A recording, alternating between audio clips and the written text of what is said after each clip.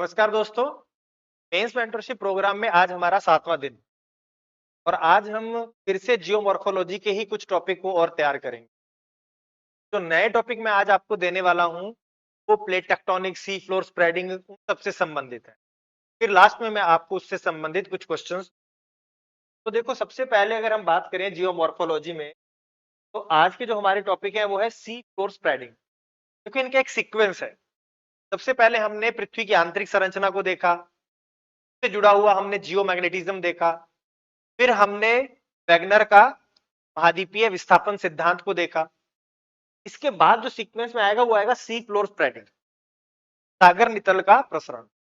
जैसे वैगनर ने कहा था कि कॉन्टिनेंट मूव कर रहे हैं, लेकिन उसके बाद एक नई संकल्पना है जिसमें कहा कि सी फ्लोर मूवमेंट कर रहा है। इसी संकल्पना को बोला गया फ्लोर स्प्रेडिंग। ये हैरी हैस ने दिया था और इसके बाद विकसित होते होते प्लेट टेक्टोनिक्स का सिद्धांत विकसित हुआ। इसके बाद आएगा प्लेट टेक्टोनिक्स। तो इसमें हमें देखना होगा कि प्लेट्स क्या है, प्लेट कितनी प्रकार की होती हैं, उनकी संख्या कितनी है, उनके नाम क्या है, प्लेट टेक्टोनिक्स क्या है। के बाद हमें देखना होगा कि प्लेट जो गति करती हैं उस गति के कारण क्या है। जैसे आपने सुना होगा convection current, ridge push, slab pull. ये सब वो प्रोसेस है या वो फोर्सेस हैं जिनकी वजह से प्लेट का मूवमेंट होता है। फिर हमें प्लेट बाउंड्रीज के बारे में पता होना चाहिए कि अभिसारी सीमा कौन सी है, अपसारी सीमा कौन सी है, ट्रांसफॉर्म बाउंड्री कौन सी है। तो इन बाउंड्रीज के बारे में पता होगा और इन बाउंड्रीज पर होने वाली जो एक्टिविटीज हैं उनके बारे में भी आपको पता होना चाहिए।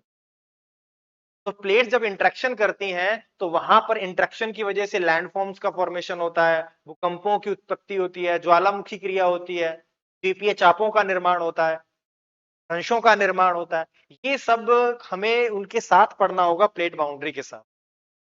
किस तरह की बाउंड्री के इंटरेक्शन में किस तरह की गतिविधियां होंगी, किस तरह के लैंडफॉर्म बनेंगे, तो ये सब साथ साथ आपको देखना होगा प्लेट बाउंड्री। तो ये पूरा का पूरा आपका प्लेट टेक्टोनिक्स है और इसी से जुड़ा हुआ आगे होगा आपका अर्थक्वेक। तो आपको देखना होगा कि भूकंप है क्या, भूकंप की उत्पत्ति के कारण क्या है, भूकंप तरंगों को मापने का जो पैमाना होता है, स्केल जो होता है, स्केल के बारे में आपको पता होना चाहिए। ई वेव, एस वेव्स क्या है, तो भूकंपीय तरंगों के बारे में वो सब इसके अंदर आएगा अर्थक्वेक। और इसको लिंक करना है आपको इस प्लेट टेक्टोनिक्स, प्लेट बाउंड्रीज के साथ किस तरह से अर्थक्वेक या भूकंप जुड़े हुए हैं वो आपको आना चाहिए। या सिंपल भाषा में यूं कहूं कि प्लेट टेक्टोनिक्स के आधार पर हम भूकंपों की व्याख्या कैसे कर सकते हैं, कैसे ये दोनों टॉपिक आपस में जुड़े हैं, ये आना चाहिए। तो ये पूरा का पूरा आपका भूकंप का टॉपिक हो। और फिर आपका आएगा वोल्केनिज्म या ज्वालामुखीता। तो आपको अंतर आना चाहिए, वोल्केनो क्या है, वोल्केनिज्म क्या है।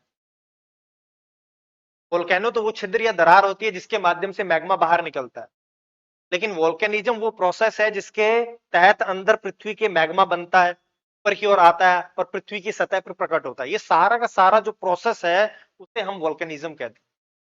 तो इन दोनों में अंतर पता होना चाहिए। फिर आपको मैग्मा के बारे में पता होना चाहिए कि मैग्मा कितने तरह का होता है, अम्लीय है, क्षारीय है, वो सब क्लासिफिकेशन सिलिका के आधार पर। ज्वालामुखी क्रिया में निकलने वाले पदार्थों के बारे में पता होना चाहिए, गैसेस निकलती हैं, पायरोक्लास्टिक मटेरियल होते हैं, वो किस क्या क्या नाम देते हैं हम, वो सब आपको यहां पता होना चाहिए। इसके बाद जो मैग्मा सरफेस पर पहुंच जाता है और कुछ मैग्मा धरातल के नीचे ही जम जाता है, तो उससे जो स्थलाकृतियां बनती हैं जिन्हें हम इंट्रूसिव लैंडफॉर्म कहते हैं और एक्सट्रूसिव लैंडफॉर्म कहते हैं। अंतर्जात स्थलाकृतियां और बहिर्जात स्थलाकृतियां, ये आपको आना चाहिए। कितने तरह के, तो उनके नाम आने चाहिए, किस तरह से बनती हैं, वो सब आपको आना। साथ ही साथ जब मैग्मा पृथ्वी की धरातल पर पहुंचता है, सरफेस पर पहुंचता है, तो वहां पर कोन्स का फॉर्मेशन होता है, शंकु बनते हैं ऐसे पर्वतों जैसे। तो उनको भी डिवाइड किया गया किस किस तरह के वो शंकु होते हैं। ज्वालामुखी का उद्गार कैसे होता है, उसके उद्गार की विस्फोटकता के आधार पर, कितना बड़ा विस्फोट हुआ या शांत ढंग से हुआ, उसके आधार पर भी इसका क्लासिफिकेशन किया जाता है। वो क्लासिफिकेशन आपको पढ़ना है। और फिर लास्ट में आपको प्लेट टेक्टोनिक्स के आधार पर इस ज्वालामुखी क्रिया को समझाना कि प्लेट टेक्टोनिक्स के आधार पर हम ज्वालामुखी क्रिया के या इसके वितरण को किस प्रकार एक्सप्लेन कर सकते हैं। आपने सुना होगा रिंग ऑफ फायर, तो प्रशांत महासागर के चारों तरफ ज्वालामुखी क्रिया अधिक पाई जाती है, उसका क्या कारण है? तो प्लेट टेक्टोनिक्स के आधार पर आपको इसको एक्सप्लेन करना होगा और इसके डिस्ट्रीब्यूशन को बताना होगा। ये सब आपको इन 4 टॉपिक के अंदर पढ़ना है। अगर मैं संक्षेप में कहूं तो जब आप पढ़ोगे तो इस तरह से इसको कोई भी आपको उसका पार्ट है छोड़ना नहीं है, सभी डायमेंशंस को बनाना है, उसके शॉर्ट नोट्स, उसके साथ उसके डायग्राम। तो आपको प्लेट टेक्टोनिक्स आना चाहिए, ये टॉपिक तो है ही है, लेकिन इसको आपको जोड़ना है भूकंप के साथ और इसको आपको जोड़ना है वोल्केनिक एक्टिविटी के साथ। तो ये इंटरलिंकिंग आपस में कई बार एग्जामिनर कर देता है, इसके आधार पर व्याख्या पूछ लेता है। आपको ये तैयार करना है टॉपिक। अब बात करते हैं हम क्वेश्चन की। अगर हम यहां बात करें, पहला क्वेश्चन है कि 2021 में विश्व स्तर पर ज्वालामुखी विस्फोटों की घटनाओं और उनके क्षेत्रीय पर्यावरण पर प्रभाव का उल्लेख कीजिए। देखो नीचे लिखा है mention the global occurrence of volcanic eruption in 2021 कि 2021 में जो जो ज्वालामुखी घटनाएं उनके बारे में बताओ, and their impact on the regional environment, का पर्यावरण पर क्या प्रभाव पड़ता है। तो पहले तो आप क्या करोगे, बताओगे 2021 में, तो अभी तो रेलिवेंट नहीं है, लेकिन इस साल जो हुई है उनके बारे में आपको आइडिया होना चाहिए। उसके बाद आप इसका रीजनल एनवायरनमेंट पर क्या इंपैक्ट पड़ेगा। अब ज्वालामुखी क्रिया होती है तो एयर क्वालिटी पर क्या प्रभाव पड़ेगा। तो ज्वालामुखी क्रिया होगी तो उसमें से बहुत सारी गैसें निकलती हैं, सल्फर के ऑक्साइड निकलते हैं, हाइड्रोजन सल्फाइड निकलती है, बहुत तरह की इस तरह गैसें निकलते हैं, उससे एयर क्वालिटी कमजोर हो जाती है, ये बताओगे। लैंडस्लाइड होता है, इसके अलावा वहां पर जो कोई जलीय निकाय होगा, कोई झील होगी, तो वहां पर भी डेब्रिस जाके इकट्ठा हो जाएगा, उसमें पॉल्यूटेंट हो जाएंगे, पर आप वाटर बॉडीज पर उसका प्रभाव पड़ा बता सकते हो। वहां के पादपों पर, वहां के जंतुओं पर इसका क्या प्रभाव पड़ेगा, वो भी आप बताओगे। तो ये सारे इसके क्या होंगे, ये सब वो कह रीजनल एनवायरनमेंट पर आपको इसका इंपैक्ट बताना है। तो जितनी चीजों के बारे में आप वहां सोच सकते हो उन सब के बारे में बताना है। मैग्मा बाहर आएगा तो उससे ब्लैक सोइल जमने के बाद ब्लैक सोइल का निर्माण होगा। तो ये जितने तरह के आप इसके प्रभाव, आप डायमेंशन आपको क्रिएट करने होंगे, वो आपको यहां पर बताना है कि इन्वायरमेंट पर इसका क्या प्रभाव पड़ेगा। बिजली चमकती है, बिजली गिरने की घटनाएं होती हैं, फॉरेस्ट फायर हो जाता है, बिजली गिरेगी तो जंगल में आग लगने की संभावनाएं बढ़ जाती हैं, ये भी आप इसमें बता सकते हो। तो इस तरह के जितने भी आपको डायमेंशन यहां मिले, एनवायरमेंट पर क्या प्रभाव है, वो यहां बताना होगा। तो ये ध्यान में आपको रखना है। दूसरा देखो, परिप्रशांत क्षेत्र की भूभौतिकीय विशेषताओं पर चर्चा कीजिए। Geophysical characteristics of the circum Pacific zone. जो पैसिफिक ओशन है उसके चारों ओर का क्षेत्र है, उसे हम क्या कहते हैं, सर्कम पैसिफिक। तो कह रहा है वहां के जियो फिजिकल कैरेक्टरिस्टिक्स के बारे में बताइए, वहां की जो भूभौतिकीय विशेषताएं हैं वहां पर बताओ। सबसे पहले तो बताना होगा कि ये पूरा का पूरा जोन सबडक्शन जोन है, यहाँ पर प्लेट, एक प्लेट दूसरी प्लेट के नीचे सबडक्ट कर रही है, तो जियोलॉजिकली बहुत ही एक्टिव है, गर्भीय दृष्टिकोण से बहुत ही सक्रिय क्षेत्र है। यहाँ पर प्लेट अभिसरित हो रही है, यहां से आपको ये शुरू करना होगा। फिर बताना होगा कि यहाँ पर किस तरह का प्लेट्स का इंट्रक्शन हो रहा है। सबसे पहले तो ये बताओगे कि यहाँ पर ओशैनिक कॉन्टिनेंटल और ओशैनिक ओशैनिक का कन्वर्जेंस हो रहा है। फिर बताना पड़ेगा कि यहाँ पर ज्वालामुखी क्रियाएं होती हैं, ज्वालामुखी की दृष्टि से ये सक्रिय क्षेत्र है। फिर आपको बताना होगा भूकंपीय दृष्टि से ये बहुत सक्रिय क्षेत्र है। फिर आपको बताना होगा कि जब प्लेट आपस में इंट्रक्शन कर रही है तो कुछ क्षेत्रों में पर्वतों का निर्माण हो रहा है, क्रस्टल बेंडिंग हो रही है। फिर आपको बताना होगा कि यहां पर द्वीपीय चापों का भी निर्माण होता है, जैसे जापान वाला और फिलीपाइन, वो नीचे की तरफ जितने भी हैं इस साइड में, उन सब के बारे में आपको बताना है। फिर साथ ही साथ आपको यह भी बताना पड़ेगा कि इस क्षेत्र में लैंडस्लाइड की एक्टिविटी भी हो रही है, क्योंकि ये जियोलॉजिकली एक्टिव है तो लैंडस्लाइड भी होगा। यहाँ पर ट्रेंच भी मिलती हैं, गर्त मिलते हैं, जब एक प्लेट दूसरी के नीचे सबडक्ट होगी तो वहां पर गर्त भी मिलेंगे।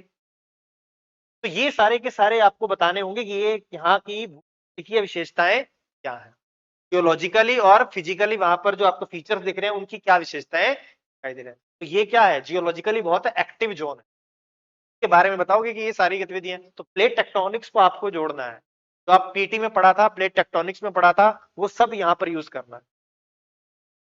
कि ओशियानिक कॉन्टिनेंटल जब प्लेट कन्वर्ज होती है तो क्या होता है, फलित पर्वतों का निर्माण होता है, ज्वालामुखी क्रिया होती है, भूकंपीय क्रियाएं होती हैं, ट्रेंच का निर्माण होता है। ओशियानिक ओशियानिक होती है तब क्या होता है, द्वीपीय चापों का निर्माण होता है, ट्रेंच का फॉर्मेशन होता है। तो इस तरह की जो चीजें हैं वो आपको बतानी है, ये सारे की सारी सरकम पैसिफिक के बारे में। की कहां पर है, इसकी की है प्लेट टेक्टोनिक्स में। अगर आपको पता है कि एक सक्रिय जोन है, यहाँ पर ओशियानिक कॉन्टिनेंटल और ओशियानिक ओशियानिक प्लेट आपस में कन्वर्ज हो रही हैं, आपस में अभिसरित हो रही हैं, तो आप इन सब के बारे में यहाँ पे आराम से बता सकते। देखो किस तरह से वो लिंक कर रहा है। इतना आसान क्वेश्चन भी नहीं है, ठीक ठाक क्वेश्चन है। तो ये देखो दो क्वेश्चन थे। तो ज्वालामुखी क्रिया का इन्वायरमेंट पर प्रभाव पूछ लिया, और यहां पर देखो उसने पूरे के पूरा एक तरह से इंटरलिंक कर दिया। डायरेक्ट नहीं पूछ के इनडायरेक्ट उसकी लैंग्वेज उसने इस तरह से बना दी, पूछ वही चीजें रहा है लेकिन थोड़ी लैंग्वेज चेंज कर दी। तो ये आपको ध्यान में रखना। इसके बाद देखो मेंटल प्लूम पे एक क्वेश्चन आया हुआ है कि मेंटल प्लूम को परिभाषित कीजिए तथा प्लेट विवर्तनिकी में इसकी भूमिका स्पष्ट कीजिए। तो देखो मेंटल प्लूम आपको आना चाहिए। तो मेंटल प्लूम पढ़ते कहाँ है? देखो सामान्य रूप से मेंटल प्लूम बहुत कम लोग काफी समय पहले पढ़ाते थे, बहुत ही कम लोग थे जो मेंटल प्लूम पढ़ाते थे। लेकिन मेंटल प्लूम एक जगह पढ़ाया जाता है, वो हॉटस्पॉट वोल्केनिक एक्टिविटी में पढ़ाया जाता है, आपको वहां से लिंक करना था। तो हॉटस्पॉट जो वोल्केनिक एक्टिविटी है, जैसे आपने हवाई द्वीप सुना होगा, वहां पर क्या होता है कि एक जगह पर ही ज्वालामुखी क्रिया हो रही है, प्लेट आगे मूव कर रही है। तो मेंटल प्लूम क्या होते हैं? Mantle plume core mantle boundary से ऊपर की ओर उठते हुए मैग्मा के संकरे प्रवाह होते हैं। अगर आप बात करोगे जहां पर कोर है और मेंटल है, वहां से ये ऊपर उठते हुए मैग्मा के एक नैरो कॉलम्स हैं, संक्रिय संकरे स्तंभ हैं, जो लगातार ऐसे नैरो फॉर्म में ऊपर की ओर आ रहे हैं और प्लेट के नीचे जाके ऐसे टकराते हैं और वहां पर मैग्मा फैल जाता है। तो ये कन्वेक्शन करंट से कुछ अलग है थोड़े। तो ये बहुत ही संकरे होते हैं, एक कॉलम की तरह ऐसे ऊपर की ओर उठते हैं, बहुत ही नैरो हैं और वर्टिकल कॉलम्स हैं मैग्मा के, जो लगातार ऊपर की ओर आ रहे हैं, पर आ कहां से रहे हैं? Core mantle boundaries. और जब वो क्रस्ट के निचले भाग में या स्थल मंडल के निचले भाग में प्लेट के निचले टकराते हैं जाके, तो सरफेस को तोड़ के वो ऊपर आते हैं। तो इस तरह से हॉटस्पॉट वोल्केनिक एक्टिविटी होती है। तो इसको हॉटस्पॉट वोल्केनिक एक्टिविटी में पढ़ाया जाता है। वहां से इसको उठाना था तो लिंक करना था। तो पहले तो आप क्या करोगे, मेंटल प्लूम है तो प्लेट टेक्टोनिक्स में ज्यादातर जो एक्टिविटीज होती हैं वो सारी की सारी प्लेट बाउंड्रीज पर होती हैं। ज्वालामुखी क्रिया होगी प्लेट बाउंड्रीज के पास होगी, लेकिन जो प्लेट के आंतरिक भागों में ज्वालामुखी क्रिया हो रही है वो आप मेंटल प्लूम के आधार पर बताओ।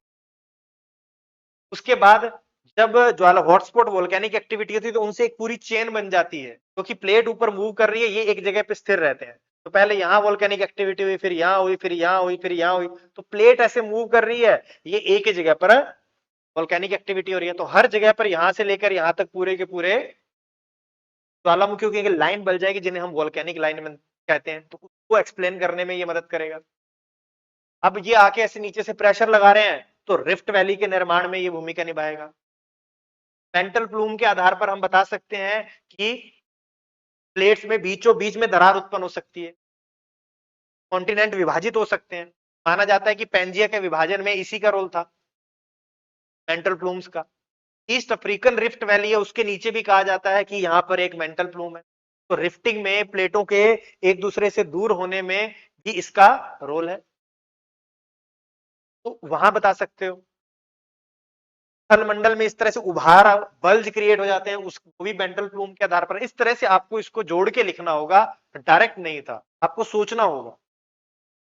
तो सोच के इस क्वेश्चन को लिखा जा सकता है मेंटल प्लूम के बारे में। और फिर बता रहा है कि प्लेट विवर्तनिकी में इसकी भूमिका को स्पष्ट। तो आपको ये बताना था वोल्केनिक चेन के बारे में, हॉटस्पॉट वोल्केनिक एक्टिविटी में, ईस्ट अफ्रीकन रिफ्ट वैली में, कॉन्टिनेंट्स के विभाजन में, नई प्लेट बाउंड्रीज को क्रिएट करने में इनका क्या रोल है। सरफेस पर जब ये पहुंच जाते हैं, सरफेस पर आते हैं, तो लावा पठारों का निर्माण करते हैं, जैसे दक्कन ट्रैप के बारे में बता सकते हो आप। तो ये सब आपको जोड़ जोड़ के लिखना था, डायरेक्ट क्वेश्चन नहीं था, लिंक करना था, सोचना था, और उसके आधार पर इन चीजों को लिखते जाना था। ये डायरेक्ट यहीं से क्वेश्चन नहीं था, ये आपकी समझ को उसने चेक किया कि आपने हॉटस्पॉट वोल्केनिक एक्टिविटी को पढ़ा है या नहीं पढ़ा है। वहीं पर हम वोल्केनिक चेन की बात करते हैं, वहीं पर हम बात करते हैं कि ये संकरे कॉलम है जो ऊपर की ओर आते हैं। वहीं हम हॉटस्पॉट की बात कर ली, एक्टिविटी की, वोल्केनिक चेन की भी बात कर ली। वहीं पर हम पढ़ते हैं कि इससे पठारों का निर्माण होता है, जैसे मैंने भी आपको बताया दक्कन ट्रैप के बारे में। वहीं पर हम बात करते हैं कि ईस्ट अफ्रीकन रिफ्ट वैली के नीचे इस तरह का एक मेंटल प्लूम पाया जाता है। जब 5-6 पॉइंट हो जाएंगे तो आप इतना भी लिखा होगा एग्जाम में तो बहुत है, और हॉटस्पॉट वाला डायग्राम बनाया होगा, फिर हो जाएगा। तो इस तरह से इस क्वेश्चन को डील करना था। और इससे संबंधित जो हमारा पीपीटी है या पीडीएफ है वो रिवोल्यूशन आईएएस के टेलीग्राम चैनल पर है, आप उसको ज्वाइन कर लीजिए, वहां मिल जाएगा। और साथ ही मेंस आंसर राइटिंग प्रोग्राम चल रहा है हमारे यहाँ, को ज्वाइन करना हो वो भी कर सकता है। इसमें लगभग हम 500 क्वेश्चन आपको डिस्कशन के साथ करवाएंगे। आपको यहाँ पर 5 क्वेश्चन डेली देंगे, आपको उनका आंसर लिखना है, फिर उस आंसर को मैं इवेलुएट करके दूंगा, उसका मॉडल आंसर आपको दिया जाएगा, और उसके बाद आपका डिस्कशन भी होगा। तो आपका 500 क्वेश्चन की प्रैक्टिस हो जाएगी, प्लस उसमें आपको डिस्कशन कराया जाएगा। ये आपको ध्यान में रखना है। और कल से एक और आपको ध्यान में रखना है कि कल सुबह से ज्योग्राफी की क्लास होगी यूट्यूब पर, कि जितने भी बेसिक कंसेप्ट्स हैं उन पर हम बात करेंगे। और शाम में इन्वायरमेंट और साइंस टेक का जो डेली करंट होगा वो भी अपलोड किया जाएगा। तो इन सब के लिए आपको जो रिवोल्यूशन आईएएस का टेलीग्राम चैनल है वहां से आपको जुड़ जाना है, नीचे लिंक दिया हुआ है डिस्क्रिप्शन में, तो आप वहां से ज्वाइन कर लीजिए। तो अब मिलते हैं नेक्स्ट सेशन में। धन्यवाद।